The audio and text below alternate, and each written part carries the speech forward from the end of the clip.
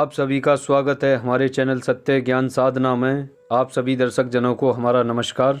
तो आज दर्शकों फिर से आपके लिए एक जिंद बाबा की साधना बताते हैं जो कि बड़ी ही लाभकारी और देहाती क्षेत्र की साधना है। आप वीडियो पूरा देखें और यह साधना खासकर होली के लिए बताई जा रही है। होली के लिए एक तरीके से स्पेशल साधना मान लें आप इसे। वीडियो पूरा देखें, विधि विधान समझें ताकि आप होली पर इस साधना को सिद्ध कर सकें। दर्शकों, जिंद बाबा के बारे में कौन नहीं जानता।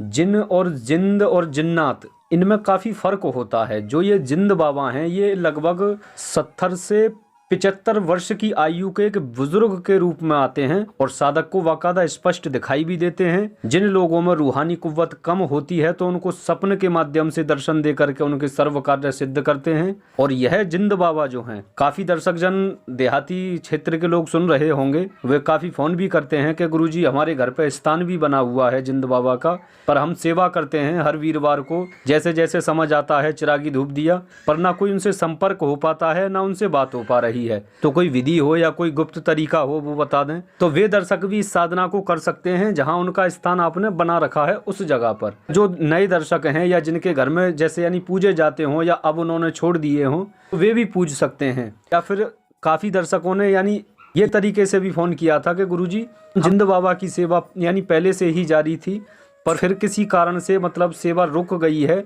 ना वो हमसे संपर्क कर रहे हैं ना कोई बातचीत होती है हमारी। काफी स्त्री पुरुष मतलब दोनों ही सेवा करते हैं और ये एक तरीके से सात्विक शक्ति हैं, आपके हर तरीके के कार्य सिद्ध करते हैं ये।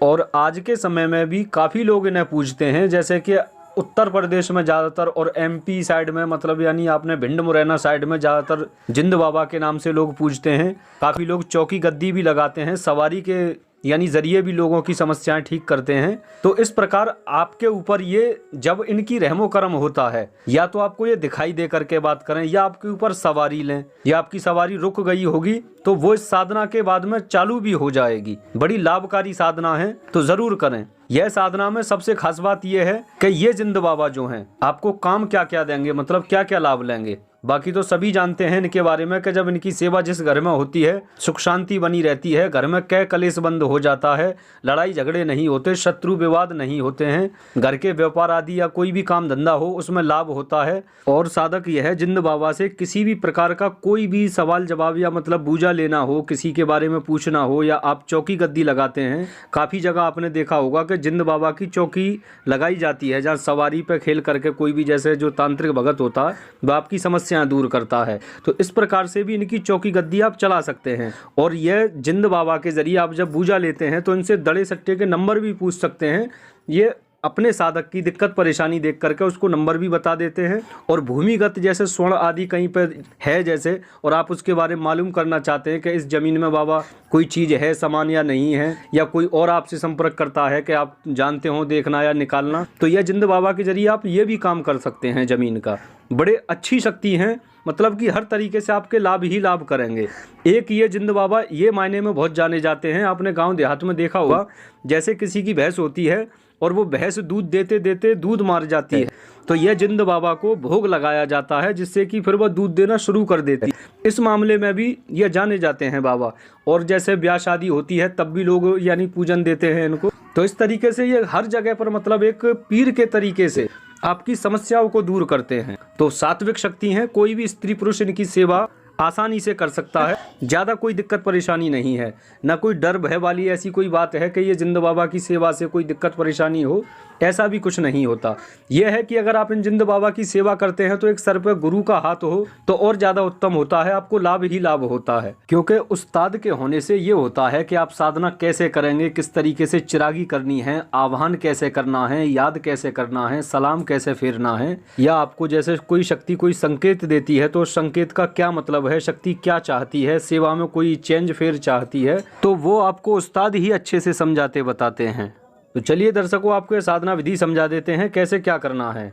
यह साधना विधि को आप होली या दीपावली ये 2 समय में 3 दिन में ही सिद्ध कर सकते हैं इन्हें। मात्र 3 दिन का विधान है इनका। आपको क्या करना है कि आपके अगर कहीं गांव देहात क्षेत्र में या आसपास के क्षेत्र में कहीं इनका स्थान बना हुआ है तो आप वहां पर जा करके या फिर कोई कुआं देख लें या कोई पीपल वृक्ष देख लें या फिर जहां इनका स्थान हो वहां से आपको क्या करना है कि 1.25 किलो पीले कलर का यानी वो बना करके जर्दा या फिर 1.25 किलो दूध की खीर बना लें। ये लेकर के आपको जाना है, उधर जाकर के साथ में धूप दीप फूल प्रसाद आदि ये सब लेकर के जाएं और यानी आह्वान करके आए, उनका मतलब निमंत्रण देने जाएं उन्हें कि बाबा हम आपकी साधना करना चाहते हैं, आपकी सेवा करना चाहते हैं, तो आप हमारे साथ चलें, कृपा कर हमारा मतलब निमंत्रण स्वीकार करें।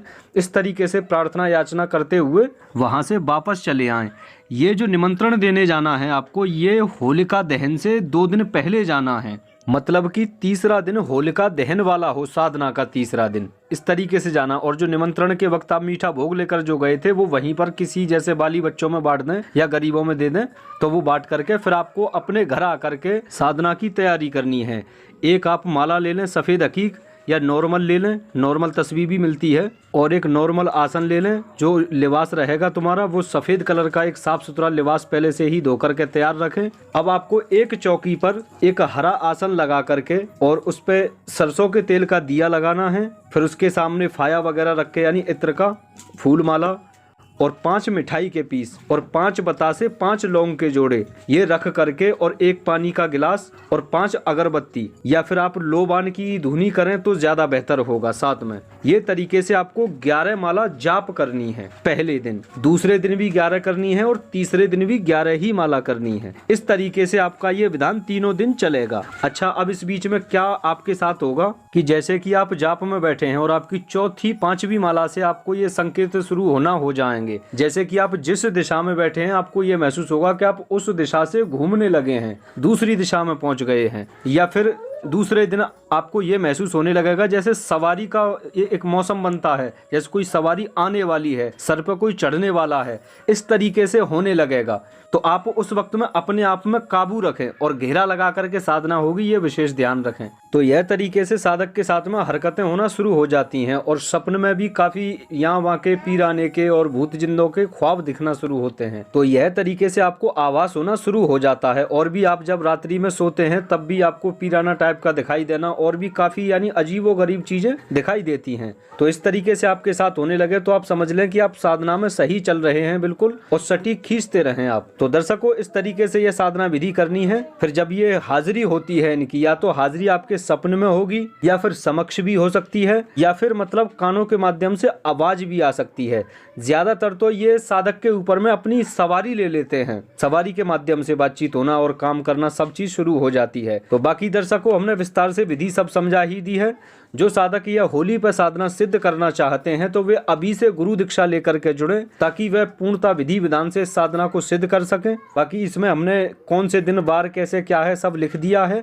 तो दर्शकों, यह जिंद बाबा साधना की 2 विधि हैं। दूसरी विधि हम दूसरी वीडियो में बताएंगे आपको। बाकी आप जब तक यह विधान करें और लाभ लें। तो ठीक है दर्शकों, आपसे फिर मिलते हैं दूसरी वीडियो में। नमस्कार।